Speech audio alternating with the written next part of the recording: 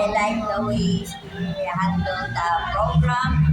She's very supportive and accommodating to all our requests. Wala kaming alam sa ating yung party na to, and she gave us all the support. At masaya ako sa kanya dahil magaling pa siyang mag-host. Thank you.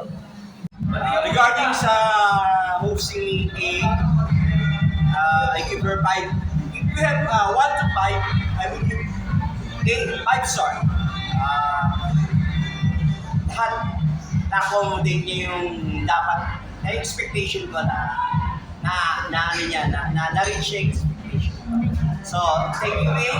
Sa susunod na client, please contact him. He's good.